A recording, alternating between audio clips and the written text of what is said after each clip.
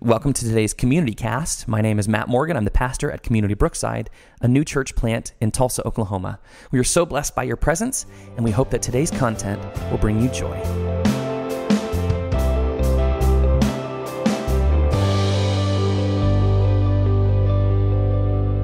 Welcome to today's podcast. My name is Matt Morgan. I'm the pastor here at Community Brookside, and I am super excited because today we have a very special Jeff. The specialist of Jeffs. Right. So we have a very special guest, is the word, our friend Jeff Jaynes, who is the executive director of Restore Hope Ministries here in Tulsa, and he is somebody who is a very close friend of mine. He is also an elder in the United Methodist Church and does incredible good work. He's a member of our congregation and somebody who I am lucky to be able to call my friend, and we are going to today talk about one of Jeff's favorite things. These are a few of my favorite. This is the favorite thing. Yeah, this may be one of them. Right. Yeah, this is certainly at the top of the list. Yeah. So today, it's early in December. Today is December 4th. I don't know when the podcast will actually get out. Hopefully early enough along the Advent season to be us speaking to Advent. Yeah. And so I have been blessed to be able to ask Jeff to come and just share with us a little bit about Advent. So, Jeff, if you would, so we just celebrated on December 1st, was the very first day for us of Advent. Can you tell us what that word means, Advent? Yeah, so Christians have been celebrating Advent since about the 400s, and Advent comes from the Latin word advenire, which means to come to. So if you know other, like Spanish, the word to, like I come is vengo.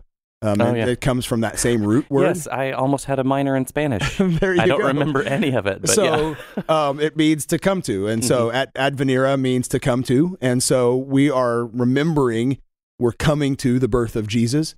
And we're also at the same time kind of celebrating this larger celebrating of Jesus coming again. Right. And so we're kind of in between those two things right now. And so Advent is a great way for us not only to focus deeply on the coming of Christ, which is the pivotal point in human history. Yes. I mean, it's the pivotal point in the universe's history. The God of the universe, the creator of the universe, came to be one of us. And to not be ready for that, to not like prepare our lives for that, would be missing something. And so Advent has been this period in history, or in Christian history, of us preparing for the coming of the King, preparing for the coming of Jesus Christ. So it's interesting that you delineated human history versus Christian history. Yeah. And I think that we can speak to that pretty in depth because the Christian history as of late, human history as of late is dealing a lot more with, what did you call it earlier, the season that we're in? Hallowthankmas. Hallowthankmas, right. Somebody else had that idea, but I borrowed it. Oh, yeah. It's just crazy to me because I literally, before Halloween, people were talking about, where's the Christmas music? Who are you? What are you talking about Christmas music? It's Halloween. Yeah, I think the first sighting, everybody always, kind of points to the first sighting of Christmas things in the stores. Like at Walmart. It's like the first deer that's out there at deer season or whatever. But the first sighting of Christmas, it was like in September sometime. And it's just, that's where we are as a culture, as the larger culture. And I think there really are. And my wife, who's even smarter than me, she said that there are two Christmases. There's kind of the world Christmas, the Christmas that, the human Christmas that people celebrate, and with Frosty and Rudolph and Santa Claus and all of that. And that's all fine. But that's not kind of the Christian history. That's not the Christian story. And Advent really is helping us to kind of step back a little bit from the rest of that story. Not that we can't participate in it, but to step back mentally and say, hey, what's our story? What makes us special? What makes us different? And it's powerfully different that the God of the universe became one of us. I mean, it's world universe changing that the God of the universe came to be one of us and move into our neighborhood. And so that's what makes us special as Christians. It's one of the things, at least. And so let's get ready for that. Let's prepare for that. And so that's what this season of Advent is all about. Well, if you look at Christian history and Christian tradition, there are preparations times, not just for Advent, but there's also the 40 days that lead up to Easter. Like we focus so much on resurrection on Easter Sunday, and we focus so much on Christmas, the birth of Jesus. We forget there are things that led up to that. Like Mary was pregnant. Yeah, right? 9 months. Right. We talked about it in church on Sunday morning. Zechariah, who was the father of John the Baptist, was mute for 9 months during the whole pregnancy of his wife Elizabeth, because he doubted the message that Gabriel gave him. There's these parts and pieces of story that allowed Zechariah to kind of dwell in that moment of, well, there really is something special happening right now, and I have 9 months to really get focused on it, right? And as, again, we're talking about Lent, the season that leads up to Easter, the whole purpose of that is to remember that Jesus didn't just come as a baby to just be a baby forever, but Jesus lived an incredible life and then sacrificed everything he had in order to show us what true love was. That's exactly right. I mean, I the metaphor that I often use for both Lent and Advent is the marathon, and so we just celebrated and we cheered on the runners for the Route 66 marathon. Route 66 marathon, and like part of the thing with wearing that finisher medal or the finisher shirt or whatever that you get after is that you went through the marathon, you ran the race, and so you made it to that point. Whether you had to walk or whatever, you suffered through those 13.1 or 26.2 miles. And what we do as Christians, or as part of this larger culture, is we kind of jump ahead to the finish line and say, "Hey, look what we did! We're here. It's Christmas, or it's Easter," and we don't actually run the race. Right, running the race makes the difference. I mean, it's the 26.2 miles that make you a finisher, not the last. But here's the deal: I would even go back further. I think Advent is running the race. Christmas is hitting the finish line. That's it. But before Advent, we still need to be stretched and ready to go. Yeah. And when we go from literally, we in October we did Boo Ha Ha, which is the state's largest Halloween celebration. Yeah. And so we here in Brookside had a really big role that we played as a church. Oh yeah. And just being a part of the community and families and loving kids and parents and we went directly from that into Christmas. It was right then. Yeah. And so you say you still run, you run every morning, almost every morning? I do. I run because I like to eat. And so I don't like to run. I run because I like to eat. That's a life I can get behind. So I was a runner in high school, so I ran track. I was not by any stretch of the imagination faster than most people. But I really came to realize how important it was. I had shin splints. You ever had that? Yep. Oh yeah. It's terrible, right? Have you ever pulled a muscle? No. But well, then you were not exerting yourself enough. No, I clearly wasn't. I still really like to eat. Right. So when you are not prepared for the race, you're going to pull a muscle. Something bad is going to happen. And I really feel like this is where that juxtaposition between human history and Christian history has really divulged from one another. Yep. Because we have not prepared ourselves. So we kind of jumble up this really weird Christmas story that isn't the gospel. Right. It's not the gospel story of Jesus coming. It's like this humanized version of something that it's taken something sacred and beautiful and kind of made a Hallmark movie out of it. Yeah, and it's, again, I don't want to say that all of that is bad. I mean, that's just part of culture. There are things in culture that are good and there are things that are bad, but it's just not Christian story. And I think we really do ourselves a disservice when we don't tell that story, especially when we're talking about kids. I mean, that's one of the things that we've made really important at our house is to make sure that our kids know the story. And so, my kids know the story of Zechariah. I mean, they're 6 and 10 and they could tell you who Zechariah was. And that's important. They need to know that story. So that helps them understand who Jesus is. And that, there are lots of things about Christmas that are miraculous. There are lots of things about Christmas that are special and are mysterious. And the world has some of those things too, right? Like the Santa Claus or the Elf on the Shelf or whatever else. Sure, yeah. Those are part of that. But the incarnation of the God of the universe is powerful and mysterious and miraculous. And bigger, and much bigger. Yeah. And so, why shouldn't I focus on that with my kiddos? And so we do. We go all in as a household on Advent. And my kids love it. And the first thing that they open on Christmas morning isn't the big toy or that. It's Jesus in the manger that they've been waiting to put into the nativity set for 25 days at that point. They've been anticipating that for that whole time. Right. And so another actual piece of Advent is that anticipation. Yeah. We are excited and we are awaiting what God is going to do through Jesus, not just what he's already done, but again, we look forward to the second coming of Christ where God will again make all things new. Yeah. so the only thing we anticipate on a regular Christmas morning is, for a lot of families, it's just sitting around in pajamas and opening gifts and loving their family, and that's absolutely fine. But when you miss the mystery that is the coming of, like you say, the God of the universe in the form of you and I, that is such a big deal. Absolutely, it's massive, it's huge, and when you mentioned pregnancy earlier, like that 9 months, most families use that time to prepare, right? Like to make a nursery ready, to get ready for buy all the things, like all of the stuff, like and just to make their hearts ready for this new human being that is going to be in their lives. And so, and yet in like this cultural world that we live in, we don't do that with Jesus. And so that's the Advent is that time of preparation, of making a space in our home, making a space in our heart, of preparing for this King of Kings and Lord of Lords and Prince of Peace to come into our hearts and to make that. I'm different because of the 2 boys that are now in my household, right? That are part of my life, that were born, after that 9 months of waiting. And Jesus coming into our lives makes us different too. We better be ready. We better get ready. And so, that's why the kind of the themes of Advent are preparing. They're waiting. They're expecting. They're making ready. One of the great kind of messages of Advent is coming from the prophet Isaiah, and he says, make the valley, fill up the valleys and bring down the mountains. And so basically what he's saying is like level the playing field.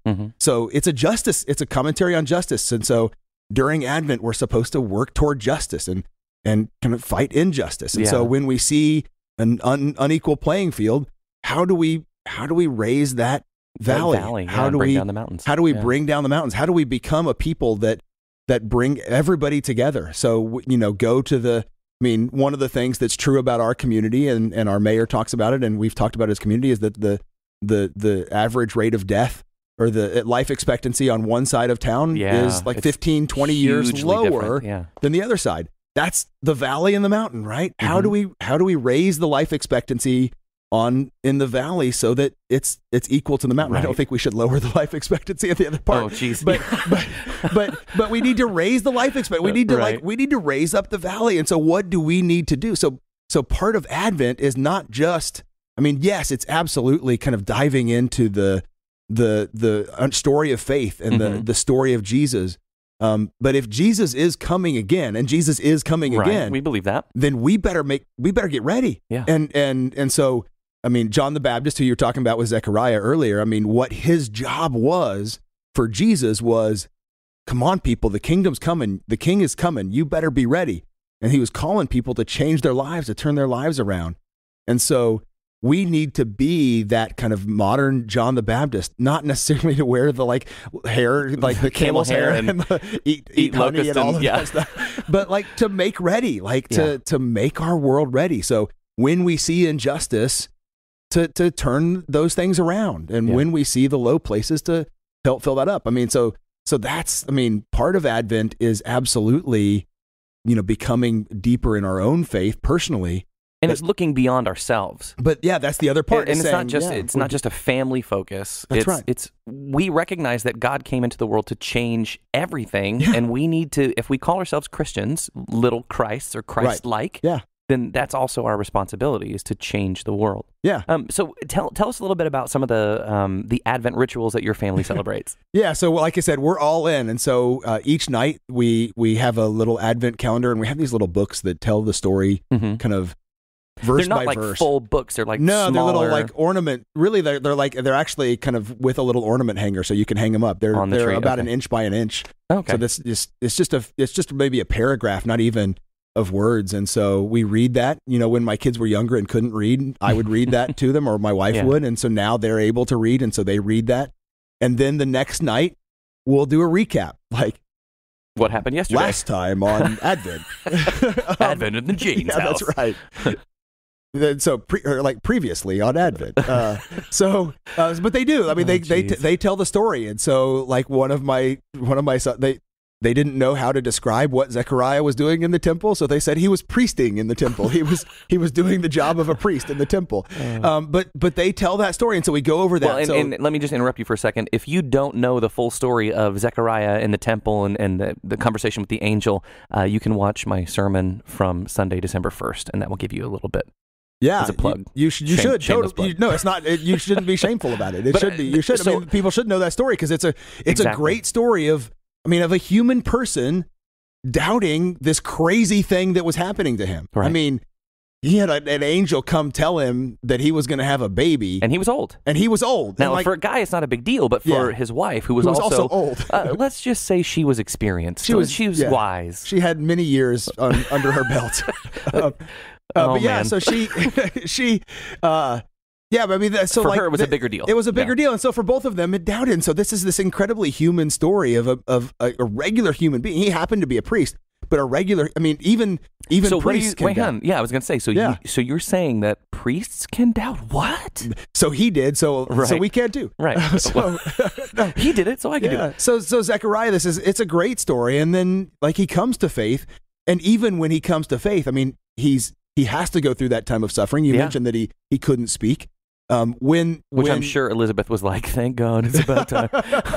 Well, after John was born, Elizabeth says the baby's name is John, and they say, all of the people in the town are like, you don't have anybody named John in your family. Right, because Hebrew tradition is you name after somebody in your family. You got to have a connection. And so they were like, it's not John. And so they go to Zechariah, who can't talk still, and they say, like, you're the man, you're the head of the house, you tell your wife what's up. It should be, why is this kid's name like John? Just tell us what the real name is. And so he writes on a tablet, his name is John, and he can speak again. Yeah. Because that's his symbol of faith. That's his act of faith. The great thing is, like, the first words out of his mouth are a song of praise. Yeah, right? That's right. And so the beginning of Advent is preparation. It is singing praise, because again, John the Baptist came before to prepare the way for Jesus. That's right. So I don't know what the age gap was. I imagine it wasn't too different because you have the story of Elizabeth visiting Mary. I don't know if Mary was pregnant at the moment. Yes, it was. She was, because Elizabeth says Elizabeth was pregnant and Mary came over. Right. Yeah, and the baby leapt in her womb. Right. Wombed? I said wombed. Wombed. Well, Zechariah was priesting, so it was wombed. Was he priesting in the womb? Sorry, go back to some of the... We were talking about Advent. Yeah. If you would, tell us some more about some of the traditions that your family celebrate in Advent. So we tell that story, and then, in the Advent calendar, again, kind of to talk about this, it's not just about our personal faith, it's also about kind of connection to the larger world. Mm-hmm. So there are little coins in the Advent calendar that we keep. And, when I was growing up, those coins would go right into my pocket, or right into the piggy bank, right? But that's not the goal. That's not why we put the coins there. And my boys know that's not why the coins are there. So those coins are either to give to the Salvation Army ringers, so it'll go to help people provide shelter, and Salvation Army does so many great things in our community. But also it could go to our church and could be given. So the boys have an option of where they want to give those coins, and so it's a way for us to raise those valleys, to find the places where those valleys need to be raised. And so one of the and then we build the nativity scene. So we don't. When we put out our Christmas decorations, and I mean, they're Christmas decorations, it's trees and all of the lights and everything else, but we don't put out the full nativity scene. We build that nativity scene over time, and Jesus isn't there until the 25th. I mean, we're remembering Jesus is born on the 25th. And you say you unwrap him like a gift. Yeah, we put him under the tree. We put him under a gift. It's the greatest gift we could possibly get, and so it's better than the gaming system or the bike or whatever else that might be under there. And so that's the very first thing, and we read the story on Christmas morning, and we unwrap that gift. And then also on Sundays we do a special kind of Sunday Advent service at our home. And you light the Advent candles. We light the Advent wreath candles. And tell us about the Advent wreath. Yeah, so the Advent wreath, honestly, it's like the tree in a sense that the Christians were trying to figure out, how do we figure out a way to help people prepare? How do we figure out a way to describe the story of Advent? And so it started with a wagon wheel. And they would put candles on that to kind of 25 candles to tell the story. But then it'd be, a Lutheran pastor added some evergreen because, of course, the Germans have a lot of evergreens.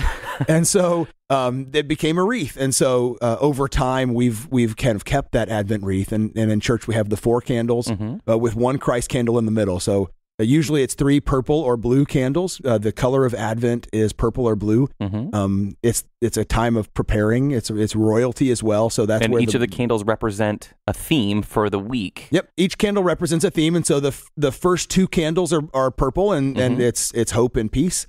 The third candle is pink, and you're like, why is there a pink candle in that? Well, it's the candle of Mary traditionally, and so the Sunday is called Gaudete Sunday. And so it's a Sunday of praise. It's a Sunday where we remember Mary's song of praise. And so the call to worship on that day is usually Mary's song of praise, where we remember Mary being so thankful for and joyful. That's exactly right. From that. So it's a joyful Sunday. So every Sunday is supposed to be a feast for us as Christians. That day especially is supposed to be a feast. It's a feast of joy. And so it's a great reminder. So there are 3 purple candles and the pink. So you do the first 2 are purple, then the pink, then the last one is purple, and it's love. And then of course on Christmas Eve or Christmas Day, you have the Christ candle, or the first Sunday following Christmas, Actually, one of the things that I love in the Roman Catholic tradition, they have a service on Christmas Eve. That, I mean, it's midnight mass.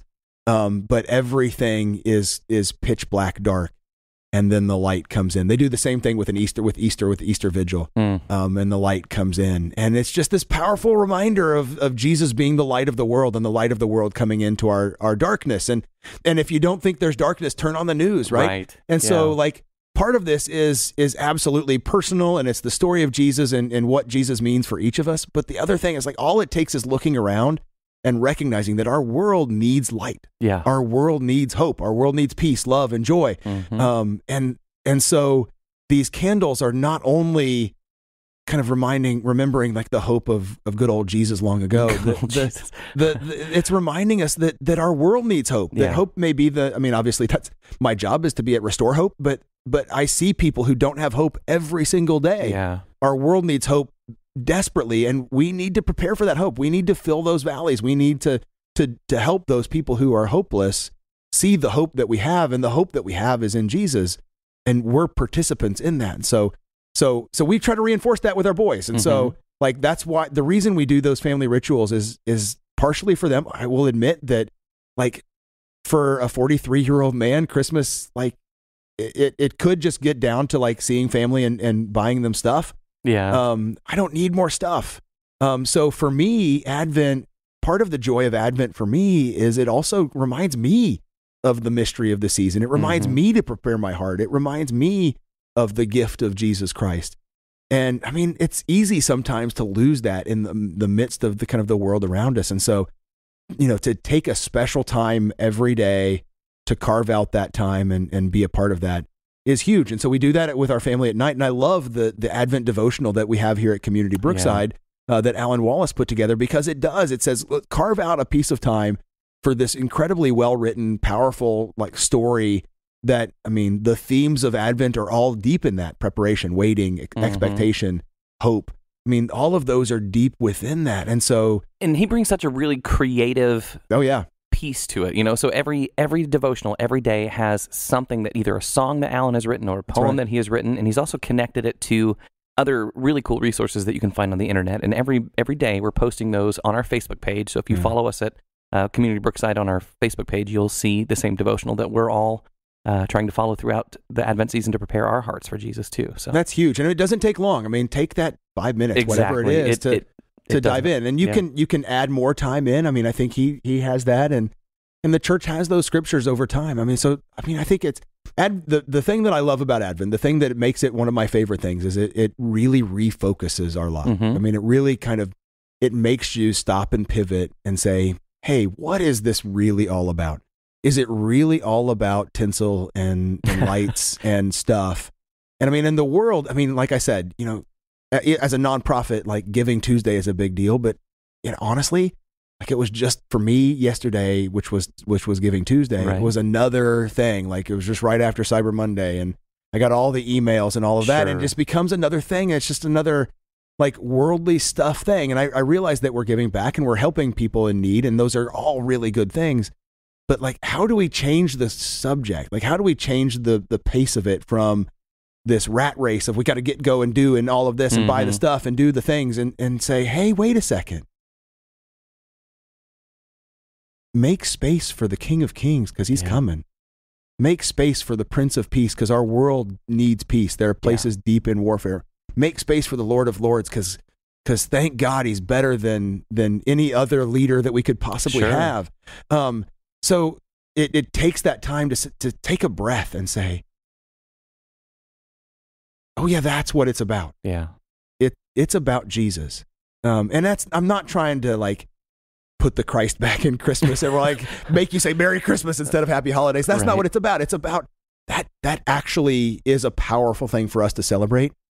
So as Christians, let's not worry about what color the cups are at Starbucks. Oh, jeez. Let's worry about the stories that we're telling our kids. Let's worry about the things that we're doing. And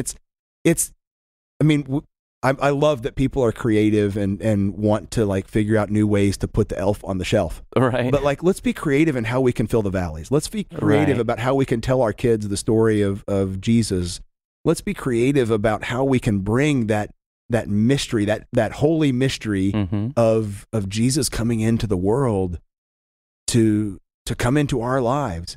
I mean, we've been given that gift of creativity and so let's use it. Let's use it for something that helps us tell that story. And so that's what we do as at our house. We're not perfect. We miss days. We're behind now. My lights aren't on my house yet and all that. but we catch up, and we take that time, like carve that time out. Because that's the other thing is, as families, we're kind of going and going and going, and we always have stuff. Taking that time to be together as a family, where we're not on tablets, we're not watching TV. We're together. We're together, and even if it's just for that few moments where you're reading the story. And again, we're in the golden age right now. We've got a 10 and a 6-year-old at home, and they love the story.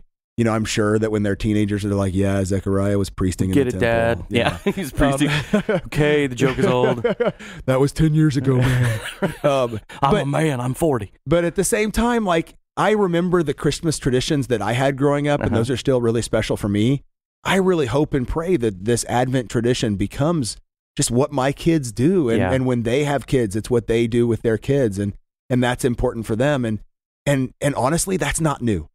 No, that's not new. It's not. The Jewish people have been doing that in incredible ways with Hanukkah and other things for centuries. And so we have that ability to tell that story. And it is countercultural. It's a different thing than the rest of our culture is speaking, and yet it's so powerful, and it's really important to remind us who we are. Yeah, I find it really interesting that we are so focused. Like you brought up the conversation about the Starbucks cups. Yeah, like that makes us mad. Yeah, how dare you not put Merry Christmas on my Starbucks cup? Right, but we've forgotten. Like it's not about the words. It's the coming of Christ. Like it's the person that is embodied in the baby in a manger that makes Christmas special. Not a flippin' cup, not whether we say Merry Christmas or Happy Holidays. You're absolutely right. Yeah, we're still spending $5 for coffee that's not fair trade. And exactly. And we have children that are starving in the streets and people without shoes. And, so our priorities are so skewed. Yep. I think not only does Advent kind of recenter us for the story of Christ and where we fit into that story, but it recenters our focus on the fact that we are a part of something that's greater and larger than ourselves. That's right. And it's not just church, it's not just work, but it's all the different areas where our lives intersect with the stories of others. And God plays a role in all of that. And we're required, and we're not asked, we're commanded to be a part of this bigger thing. Yeah. And so often I'd rather just buy my cup of coffee and be on my way. Absolutely. Well, and it is. I mean, and again, that focuses on us. I mean, and our natural instinct is to focus on ourselves. That's what we're best at. And of all things in the world, we're best at focusing ourselves. Yeah. And that's You're about to get me preaching, and I don't want to. That's just not what Jesus does. This is a dangerous thing for two preachers to be with mics in front of us. Right. But I think that's the reality is so how do we figure out what to get like really mad about? And so like I'm not really mad about the color of the coffee cups. No, and you shouldn't be. It's silly. I do wish they served only fair trade coffee. I do wish that They all made sure that they treated their employees well, and they treated their customers well, and all of that, like that they got the names right on the cups. Okay, that's another news story. That's another story. I'm not trying to talk about that. I'm just saying, like, I'm Jeff. I'm Jeff, not Jess. So okay, no, right. Okay. So it's Matt, not Max. Right. So, some days it is. Some days it is. Max. And when I'm under my to the max. Okay. Things just went back to 94 right then. But no.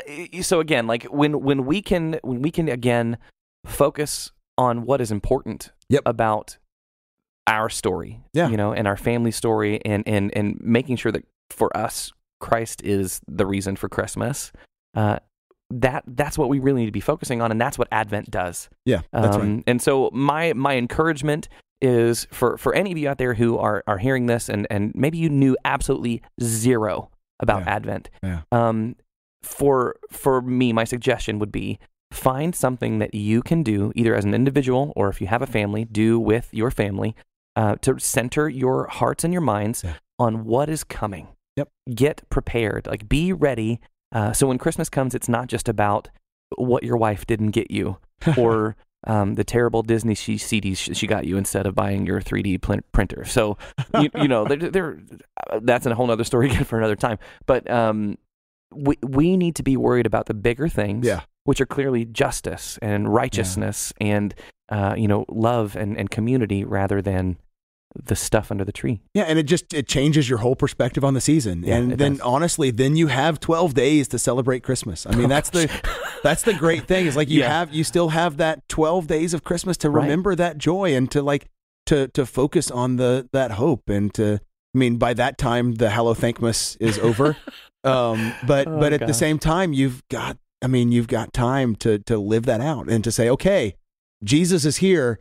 Now what do I do with that? What's my response? Where do I take that out? And so how do I help the people? Because as a nonprofit leader, a lot of people really want to help during Thanksgiving and Christmas, and then the rest of the year, where are they? It's crickets, right? And so that's the gift of as Christians thinking about our calendar in a different way and thinking of and kind of refocusing. It makes us think, oh well, yeah, Jesus is here, and that does make a difference for me still now. Even though I'm not, though I don't have the manger and I don't have the lights on and all that. So let's start a new movement. Let's do nativity scenes all year long. I love it. And just, do you really though? Well, you could just slowly bring the wise men, right? Like they could be on the other side of the house. And of course, you would have to make them from the east. You'd have to find the east side of the house. Oh, right. This is where I get obnoxious. Make it biblically accurate. Oh my gosh, yes. So you have crossed that threshold into obnoxious. Yeah. Yeah, I haven't even started to say we don't really know how many wise men there were. Or three kings. Where in the east they were from. Well, yeah, we don't know. Just east. East. They were from New York. They were from East Jerusalem. They were from Massachusetts. Oh, gosh. No, I don't think so. Yeah, I don't think so either. No, I think, but that's right. I think so at some level, we celebrate, as Christians, we celebrate Easter every Sunday. That's right, what Sunday Easter. is. It's every Sunday is a little Easter. Why not celebrate a little incarnation every day? Why not celebrate a little incarnation because just go out and the great thing about the incarnation is that it's incarnational. It's in the neighborhood, right? So all it takes is to go out and look in your street and say, where's Jesus here? Yeah. Jesus moved into my neighborhood. Where is he? And if he's not overly visible, then it's our job to bring Jesus. Make it happen. Yeah. Make it happen. So when your neighbor's tree falls down and they're gone on vacation, incarnation means, go clean up the tree. Yeah. When your neighbor, they haven't snow shoveled their driveway, go shovel their driveway if it ever snows again. Sure. But again, it shouldn't be in the Advent season. It shouldn't be only at Christmas time we focus on these things. Yeah, exactly. I remember, we don't ever tell the stories of when a disaster happens of the people who hid out in their basement and didn't help anybody. The stories that we tell each other are the stories of, oh, that guy shared a generator with me, or that guy brought me water or helped me in my, they took me in a time of need. That happens year round. Disasters are happening for families every single day. Right. So darkness is happening every single day. Light can happen every single day too. The coming of the King can happen every single day. And so how do we figure out that incarnation? And if we prepare our hearts for that, then we'll be ready for that incarnation. And so that's what Advent is all about. So how can we do that every single day? So, again, my advice is find something that you can do to focus your heart, your mind, your spirit on the Spirit of Christ that will be coming.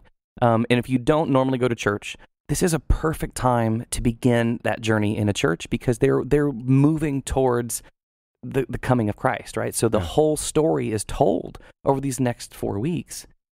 Where we will hear how God said, you know what, enough is enough. I'm going to show you what love is, and comes and is a part of the world that he created. So again, here at Community, we're going to be following that journey.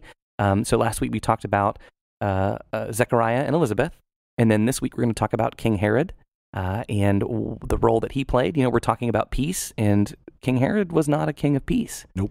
And so we're going to follow the main biblical themes for the story of Advent, and we're gonna live it out.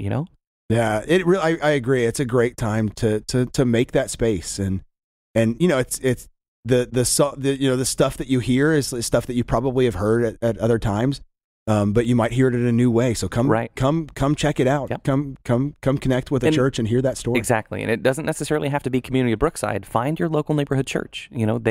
All churches are struggling right now and need people.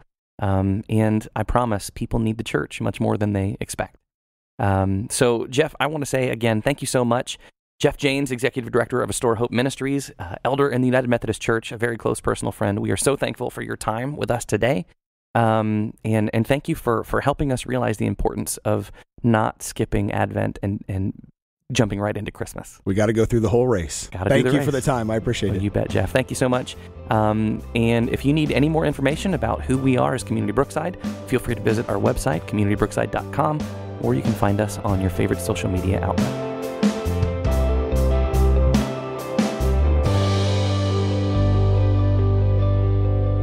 Thank you so much for joining us on today's Community Cast. We hope that you were blessed by today's conversation. If you'd like to know more about Community Brookside, please feel free to visit us at our website, communitybrookside.com, or find us on your favorite social media outlet. We hope to hear from you soon. Be blessed.